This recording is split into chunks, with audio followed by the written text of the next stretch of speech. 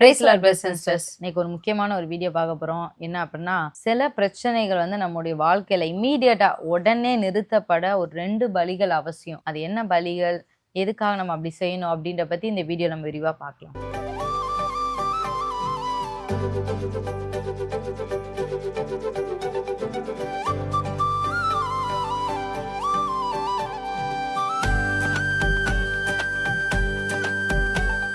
ரெண்டு சாமுவேல் 24ஆம் அதிகாரத்துல பாத்தீங்கன்னா, தாவீது ராஜா வந்து ஒரு பாவம் பண்ணுவார். சரி, தாவீது ராஜா வந்து ஆண்டவர் சொல்வாரு, என்னுடைய இருதயத்துக்கு ஏற்றவன் அப்படின்னு சொல்லி ஒரு நற்சான்றிதழ் வாங்கின ஒரு மனுஷர்.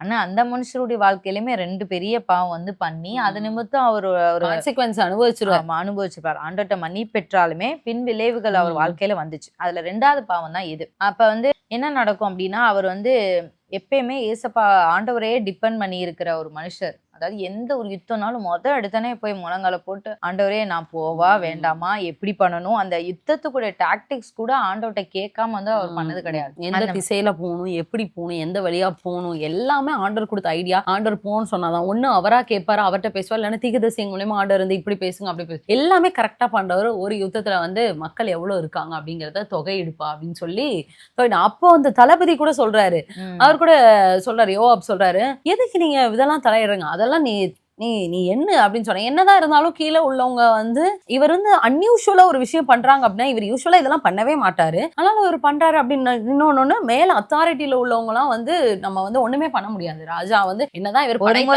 கேட்கலாம், அதுக்கு மேல நம்ம வந்து கேட்க முடியாது. அப்படியே அவர் கேட்கிறாரு, எதுக்காக நீங்க வந்து இது ஆசைப்படுறீங்க அப்படின்னோடனே அவர் வந்து அதை ரொம்ப பெருசா வந்து தாவீது ராஜா திங்க் பண்ணல. ஓகே, ஆமா நம்ம எதுக்காக இதை பண்ணணும் அப்படின்ற மாதிரி திங்க் பண்ணல. ஆனா இதை வந்து கர்த்தர் வந்து பாவமா பாக்குறதுக்கு முன்னாடி தாவீது ராஜாக்கே பாவத்துல வந்து ஒரு கில்ட்டி ஃபீலிங் வந்துருச்சு. மனசு போட்டு நம்ம ஒரு விஷயம் தப்பு பண்ணிட்டோம் அப்படின்னா நம்ம மனசு போட்டு நம்மள பாடாப்படுத்தி எடுத்துரும். முன்ன அந்த தப்புக்கு நம்ம அறிக்கை பண்ணாம, இல்லாட்டினா அது ஏதாச்சும் நம்ம வந்து இல்ல சம்பந்தப்பட்ட நம்மகிட்ட மன்னிப்பு கேட்காம இருந்து இது பண்ணிட்டோம் அப்படின்னா நமக்கு உள்ளேயே நம்ம மனசு வந்து படப்படப்படன்னு வரும். அந்த மாதிரி வந்து அவருக்கு வந்து வருது. இந்த இடத்துல பாருங்க, 2 சாமுவேல் 24ஆம் அதிகாரம் 9-10 பாக்குறோம். யோவாப் ஜனத்தை லெக்கம் பார்த்த தொகையை ராஜாவுக்கு கொடுத்தான். இஸ்ரவேலிலே பட்டயம் உருவத்தக்க யுத்த சேவகர் 8 லட்சம் பேர் இருந்தார்கள். யூதா மனுஷர் 5 லட்சம் பேர் இருந்தார்கள். கவுண்டர் சொல்றார், இஸ்ரவேல்ல 8 பேர் இருக்காங்க, யுத்தம் பண்ண போறலாம்.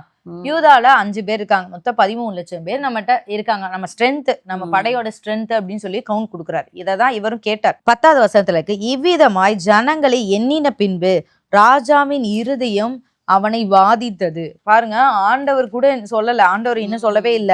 ஒரு சில இடங்கள்ல எல்லாம் பாத்தீங்கன்னா, நீ என்ன காரியம் பண்ண, நீ தப்பு பண்ணிட்ட அப்படின்னு உடனே ஆண்டவருடைய வார்த்தை வரும்.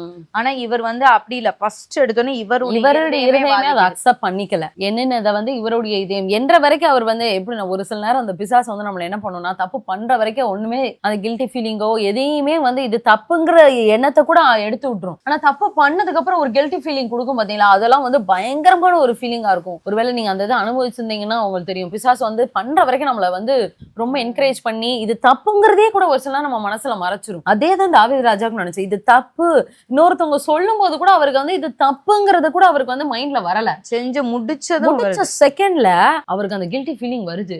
அவருடைய இருதயத்தை அவ்வளவு பாதிக்குது. அப்பொழுது தாவீது கர்த்தரை நோக்கி, நான் இப்படி செய்ததினாலே பெரிய பாவம் செய்தேன். இப்பொழுதும் ஆண்டவரே, உமது அடியானின் அக்கிரமத்தை நீக்கிவிடும், நான் மகா புத்தீனமாய் செய்தேன் என்றான். அப்ப சொல்றாரு, ஆண்டவர்ட்ட உடனே சொல்றாரு, நான் ரொம்ப மகா புத்தீனமா இந்த காரியத்தை செஞ்சேன் அப்படின்னு. அப்ப ஆண்டவர் அதுக்கடுத்த வசனங்கள்லாம் பாத்தீங்கன்னா 3 காரியத்தை பனிஷ்மெண்டா எடுக்க சொல்றாரு. ஆண்டவர் உடனே மன்னிக்க மாட்டாரு. 3 காரியத்தை உனக்கு பனிஷ்மெண்டா வந்து இது பண்ணிக்கோ அப்படின்னு சொல்லிட்டு ஆண்டவர் வந்து சொல்றாரு. 7 வருஷம் உனக்கு பஞ்சம் வேணுமான்னு கேக்குறாரு. 3 மாசம் வந்து உன் சத்துருக்கள் பின்தொடர நீ வந்து ஓடணுமா அப்படின்னு கேக்குறாரு. அடுத்து 3வது பாத்தீங்கன்னா கொள்ளை நோய் வரணுமா அப்படின்னு சொல்லி கேக்குறாரு. 3 நாள் கொள்ளை நோய் வரணுமா. அப்ப வந்து 14ஆம் வசனத்துல பாத்தீங்கன்னா, அப்பொழுது தாவீது காத்தை நோக்கி தீர்க்கதரிசிட்ட சொல்றாரு, கொடிய இடுக்கணில் அகப்பட்டிருக்கிறேன், இப்பொழுது நாம் கர்த்தருடைய கையிலே விழுவோமாக, அவருடைய இரக்கங்கள் மகா பெரியது, மனுஷர் கையில் விழாதிருப்பேனாக என்றார். பாருங்க, இவர் ஆன்சரே பண்ணல. ஒருவேளை அந்த 2வது பாயிண்ட் சூஸ் பண்ணியிருந்தானோ கூட அந்த ஜனங்கள்ல வந்து அவ்வளோ பேர் இறந்திருப்பாங்களான்னு சொல்ல முடியாது. ஏன்னா அதுல ஆண்டவர் வச்ச 3 இதுல வந்து ஒண்ணுதான் பர்சனலா இருக்கும். அந்த பஞ்சம் நாளும் எல்லாரையுமே அட்டாக் பண்ணும், எல்லாருமே வந்து சாக போறாங்க. அந்த 3 நாள் கொள்ளை நோயினாலுமே நிறைய பேர் எல்லாருமே இறந்துருவாங்க. ஆனா அந்த 2வது பாயிண்ட் மட்டும் தான் அவரை வந்து பர்சனலா எப்ப முன்னாடி சவுல் காலத்துல ஓடிட்டே இருந்தார்ல அந்த மாதிரி வந்து ஓடுற மாதிரி ஒரு குகை மலை அந்த மாதிரி ஒரு காலம் பின்தொடரும். ஆனா தோல்வியா வெற்றியாங்கிறது தெரியல. ஆனா உன சத்துருக்கள் வந்து பின்தொடருவாங்கங்கறத மட்டும் தான். ஏன்னா இவர் வந்து தோல்வியை பார்க்காத ஒரு ராஜா. அவருக்கு வந்து ஒரு பயம் வந்துருச்சு. உடனே வந்து அவருக்கு என்ன வந்துருச்சுன்னா ஒரு பயம் வந்துருச்சு. ஐயோ அப்ப நம்ம தோத்துருவோமோ, அப்ப நம்ம இதாயிருவோமோங்கிற அந்த இதுல வந்து அவர் குழப்பம் வந்துருச்சு.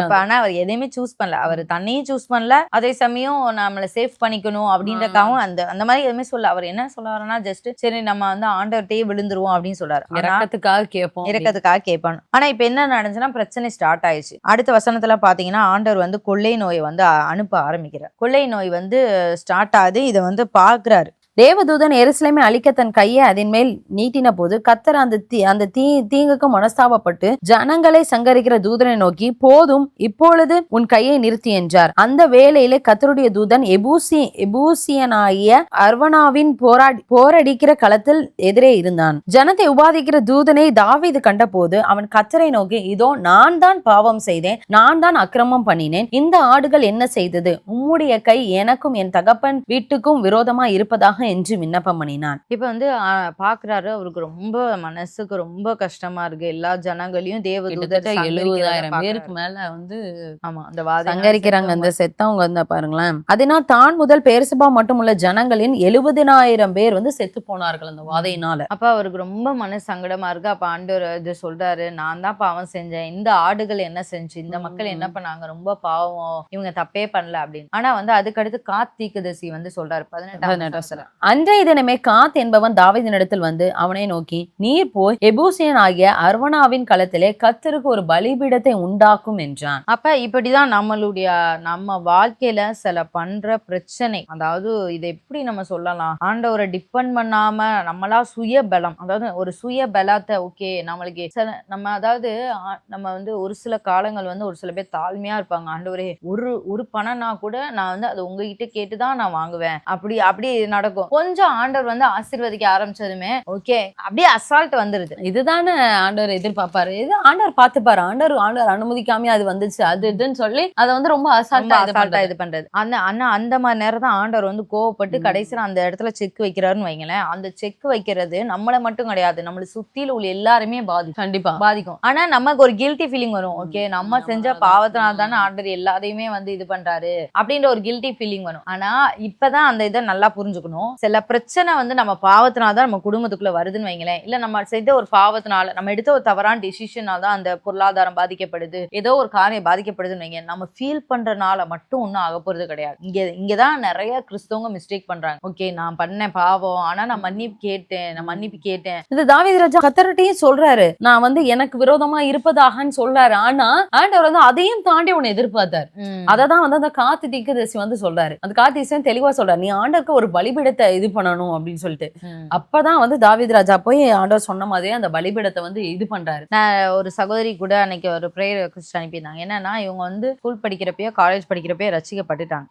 வந்து என்ன பண்ணிருக்காங்க அப்படின்னா திருமணத்துக்கு வந்து தடையாயிட்டே இருக்கு. இப்ப வந்து அவங்க அப்பாவுடைய பேச்சை கேட்டு என்ன பண்ணாங்கன்னா 27 வாரம் வந்து ஒரு சர்பத்துக்கு போய் பால் ஊத்துறாங்க. பால் ஊத்தும் போது இப்ப இவங்களுக்கு வந்து அதுக்கப்புறம் ஊத்துனதுக்கு அப்புறம் அவங்களுக்கு அந்த கில்ட்டி ஃபீலிங் வந்து வர ஆரம்பிச்சிருச்சு. ஐயோ நம்ம ஆண்ட குரோமா பண்ணிட்டோம். ஆனா அதே சமயம் அது நடக்கும் இல்ல திருமணம். அப்ப இப்பதான் அவங்களுக்கு குற்ற உணர்வு வருது. அப்ப ஆண்டவர்கிட்ட நான் மன்னிப்பு கேட்டேன்னு சொல்றாங்க. ஆனா அது மட்டும் பத்தாது. அது மட்டும் வந்து செய்துதானே இந்த தவறுக்கு அது மட்டும் பத்தாது.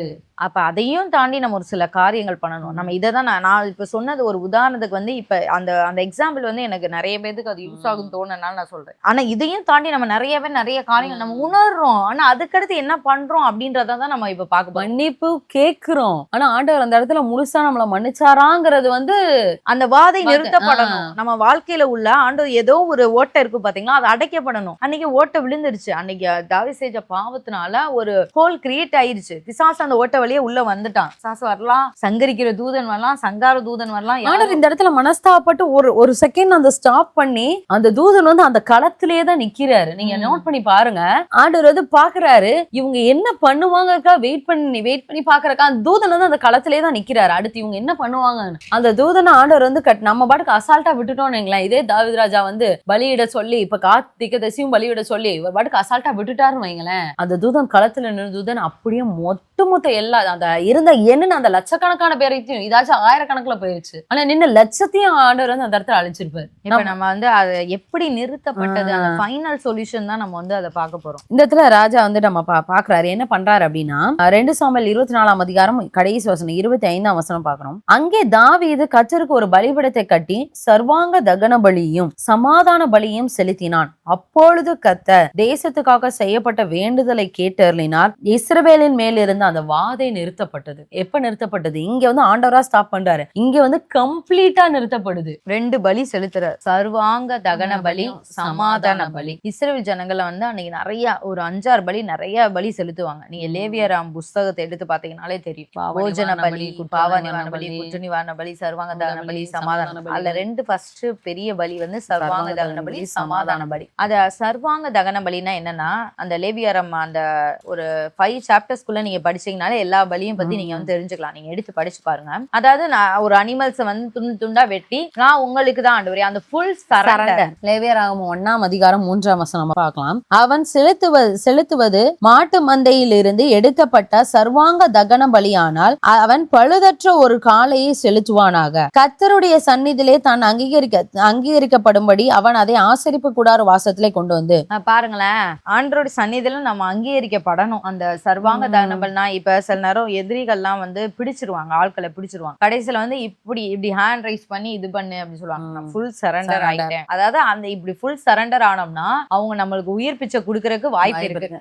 என்னையே ஃபுல்லா நான் கொடுத்துட்டேன், நீங்களா பார்த்து ஏதாவது ஒண்ணு பண்ணுங்க அப்படின்ற மாதிரி அந்த ஃபுல் ஜீவ பலியா நம்ம கொடுக்கறதா சர்வாங்க தகன பலி. ஆண்டவரே இதுக்கு மேல ஒண்ணுமே இல்ல என் லைஃப்ல இழக்கிறக்கோ, என் லைஃப்ல உங்ககிட்ட நான் வந்து ஆர்கியூமெண்ட் பண்றக்கோ, நான் செஞ்சது நியாயம் அப்படின்லாம் நான் சொல்றக்கோ இல்ல, இதெல்லாம் ஒரு பாவமா, நான் ஒரு ஜனங்களை தொகையிட்டது உங்களுக்கு பாவமா ஆண்டவரே. நிறைய பேர் இன்னைக்கு இது சொல்றாங்க, ஊர்வலத்துல அவன் என்னென்னமோ பாவம் செஞ்சுட்டு இருக்கான், நான் செஞ்ச இதெல்லாம் ஒரு பாவமா. தாவீது ராஜா அதை கூட கேட்டுக்கலாம்ல, எவ்வளவோ ராஜா எவ்வளவோ விக்கிரகத்துக்கு பலி. அவன் பையன் சாலமோனே ஊர் ஃபுல்லா வந்து தோப்பு இதை கெட்டி அந்த பாவத்தெல்லாம் கம்பேர் பண்ணும்போது தாவீது ராஜா செஞ்சது வந்து ஒரு பாவமே, பெருசா ஒரு பாவமே நம்ம சொல்ல முடியாது. ஆனா அவர் நினைச்சா கேட்டிருக்கலாம், இதுக்கெல்லாமா நீங்க இவ்வளவு பெரிய பனிஷ்மெண்ட் கொடுக்குறீங்க. ஆனா அவர் எதுவுமே பண்ண. சர்வாங்க தகனம்னா நான் என்னையே சரண்டர் பண்றேன், அததான் வந்து அவர் சொல்றாரு. 2வது ஒரு பலி செலுத்துறாரு, சமாதான பலி. இதைதான் நம்மளும் வந்து செலுத்தணும். ஃபுல் சரண்டர் ஆயிடணும் ஆண்டவர்கிட்ட. சரண்டர் ஆகணும், கொஸ்டின் கேட்க கூடாது, ஆண்டவர்கிட்ட ஆர்கியூமெண்ட் பண்ணக்கூடாது. அவங்க எல்லாம் இப்படி செஞ்சாங்க, நான் அதை விட கம்மியா தானே பாவம் செஞ்சேன் அப்படிலாம் நம்ம சொல்லக்கூடாது. முழுசா சரண்டர் ஆகணும். 2வது ஒரு பலி, அந்த பலி அந்த சமாதான பலி. லேவியராகமம் 3ஆம் அதிகாரம் 1ஆம் வசனம். ஒருவன் சமாதான பலியை படைக்க வேண்டும் என்று மாட்டு மந்தையில எடுத்து செலுத்துவானாயில் அது காளையானாலும் சரி பசுவானாலும் சரி பழுதற்று இருக்கிறதை கர்த்தருடைய சந்நிதியில் செலுத்த கடவன். அப்ப அந்த காலத்துல வந்து சமாதான பலி வந்து என்ன அர்த்தத்துக்காக செலுத்துவாங்க அப்படின்னா, ஆண்டவரோட ஒரு பீஸ், எப்பயுமே ஒரு சமாதானமா நான் உங்க கூட இருக்கிறேன், சமாதான உடன்படிக்கை பண்ணிக்கிறேன். நமக்கு வந்து கொஞ்சம் மனஸ்தாபம் வந்துருச்சு, நமக்கும் 2 பேத்துக்கும் வந்து ஒரு சின்ன மனஸ்தாபம் வந்துருச்சு. ஓகே, நான் வந்து நம்ம இப்ப திருப்பி சேர்ந்துருவோம், நம்ம முன்ன மாதிரி நம்ம இருப்போம், நான் கொஞ்சம் தப்பு பண்ணிட்டேன், இருந்தாலும் இப்ப என்ன மன்னிச்சு நீ என்ன முன்ன மாதிரி நம்ம பழைய மாதிரி இதை யோசிக்காம நம்ம ஒரு சமாதானமா இருப்போம் அப்படிங்கிற ஒரு இண்டிகேட் பண்றதுதான். மக்களே ஒருத்தருக்கு ஒருத்தர் பண்ணிக்குவாங்க. அந்த ஈசாக்கெல்லாம் வந்து அந்த துறவு இது பண்ண இந்த டைம்லாம் வந்து நாங்க வந்து உடன்படிக்கை பண்ணிக்கொள்ள வந்தோம். அதாவது இனிமே நம்ம 2 பேரும் ஒருத்தருக்கு ஒருத்தர் அடிச்சுக்க வேண்டாம், உங்களால எங்களுக்கு எந்த பிரச்சனை வர வேண்டாம், எங்களால உங்களுக்கு எந்த பிரச்சனை வர வேண்டாம், சமாதானத்தை மெயின்டைன் பண்ணுவோம். அந்த மாதிரி ஆண்டவர்கிட்ட சொல்றது, ஆண்டவரே நான் உங்களோட சமாதானம் ஆகுறேன், நம்ம 2 சமாதானம் ஆயிக்குவோம், இனிமே நம்ம 2 பேத்துக்குள்ள ஒரு டிஸ்டன்ஸ் வேண்டாம், முன்ன மாதிரியே நம்ம இருந்துக்குவோம் அப்படின்றதுதான். இதான் நம்மளும் வந்து பண்ணணும். 2 பலி நம்ம வாழ்க்கையில செலுத்தணும். அப்பனாதான் அந்த வாதை உடனே நிறுத்தப்படும். இதெல்லாம் இம்மீடியட் சொல்யூஷன். ஒரு சில பிரச்சனை எல்லாம் நம்ம வாழ்க்கையில பாத்தீங்கன்னா நம்ம சொந்த பாவத்தினால்தான் வந்திருக்கும். அந்த பாவத்தை என்னன்னு கேட்டு, ஆண்டவரே என்னால யாரும் பாதிக்கப்படக்கூடாதுன்னு சொல்லி ஆண்டவர்கிட்ட சர்வாங்க தகன பலி ஃபுல் சரண்டர் ஆயிடும். நான் சரண்டர் ஆகுறேன், உங்கள்கிட்ட சரண்டர் ஆகுறேன் அப்படின்னு சொல்லி ரோமர் 12ஆம் அதிகாரம் 1ஆம் வசனத்துல கூட இருக்கு. அப்படி இருக்க சகோதரரே, நீங்கள் உங்கள் சரீரங்களை பரிசுத்தமும் தேவனுக்கு பிரியமான ஜீவ பலியாக ஒப்பு கொடுக்க வேண்டும் என்று தேவனுடைய இரக்கங்களை முன்னிட்டு உங்களை வேண்டிக் கொள்கிறேன். இதுவே நீங்கள் நீங்கள் செய்யத்தக்க புக்தியுள்ள ஆராதனை. பாருங்க, ஜீவ பலியா நம்மள குடுக்கணும். அப்படியே என்னுடைய பலனோ, என்னுடைய சுயமோ, என்னுடைய பெருமையோ, என்னுடைய அந்தஸ்தோ எதுவுமே இல்ல ஆண்டவரே, அப்படியே ஜீவ பலியா ஆண்டவர்ட்ட எப்படி ஆண்டவர் வந்து சிலுவையில எப்படி நம்மள வந்து எப்படி அவர் வந்து நம்ம கொடுத்தாரோ, நமக்காக ஆண்டவர் வந்து இது பண்ணாரோ, நம்மளும் அது அந்த அந்த லெவலுக்கு நம்மளும் வந்து கொடுக்கணும். நம்ம அந்த அளவுக்கு சரண்டர் பண்ணும். பிதாவானவருக்கு அவர் எப்படி ஒப்பு கொடுத்தாரோ, நம்மளும் இந்த நேரம் ஆண்டவருக்கு நம்மள முழு சரீரத்தையும் ஒப்பு கொடுக்கணும். அதுக்காக ரெண்டாவது ஆண்டவர்ட்ட சமாதானம் ஆயிரணும். ஆண்டவரே, நான் உங்களோட சமாதானம் ஆகுறேன், என்னை வந்து மன்னிச்சிருங்க, நம்ம ரெண்டு பழையபடி இருப்போம். அன்னைக்கு ஆதாம் வந்து இழந்தது வந்து அந்த சமாதானம் இழந்துட்டாங்கல்ல. முன்னாடி வந்து ஆண்டவர் டெய்லி உறவாடின ஆண்டவர், அதுக்கப்புறம் வந்து ஆதாம்கிட்ட வந்து கூப்பிடுறாரு, இவரே வரல, நான் பாவம் செஞ்சுட்டேன்னு போய் ஒளிஞ்சுக்கிறாரு. அப்ப ஏதேன் தோட்டத்தை விட்டு வெளியே வந்ததுக்கு அப்புறம் முன்னாடி இருந்த உறவு வந்து கண்டிப்பா. ஏன்னா பகல குளிர்ச்சியான வேலையில அவங்க தாராளமா வந்து எல்லாமே பண்ணது. ஈவன் அந்த அனிமல்ஸ்ல இருந்து எல்லாத்துலயுமே டிஸ்டன்ஸ் எல்லாமே வந்து ஆண்டவர் வந்து வெவ்வேறா பிரிச்சு பயங்கர டிராஸ்டிக்கான சேஞ்ச் வந்து அது மாதிரி ஆண்டர்ட்ட தான் அவங்களுக்கு வந்து ஒரு பயங்கர டிஸ்டன்ஸ் வந்துருச்சு. ஏன்னா இன்னைக்கு அநேகர் வந்து குற்ற உணர்ச்சினால ஆண்டவர்ட்ட வந்து விலகி போனவங்க எத்தனையோ பேர் இருக்காங்க கிறிஸ்தவத்துல. நான் இனிமே சபைக்கு வரமாட்டேன், நான் பெரிய பாவம் பண்ணிட்டேன் அப்படின்னு சொல்றது, இல்ல என்னை எல்லாரும் வந்து எப்படி பாப்பாங்கிறது, இல்ல ஆண்டவர் என்னை எப்படி பாப்பாங்க, அதுக்குதான் நீங்க சமாதான பலியை வந்து நீங்க செலுத்தணும். ஆண்டவரே, நம்ம ரெண்டும் சமாதானமா இருப்போம், மறுபடியும் நம்ம ரெண்டு பேரும் நான் அவங்களோட சமாதான உடன்படிக்கை பண்றேன். அந்த காலத்துல ஜனங்கள் பிசிக்கலா பண்ணாங்க, இன்னைக்கு நம்ம ஸ்பிரிச்சுவலா நம்ம அதை பண்ண போறோம், அவ்வளவுதான். அப்பதான் சில பிரச்சனைகள் உடனே நம்ம வாழ்க்கையில வந்து நிறுத்தப்படும்.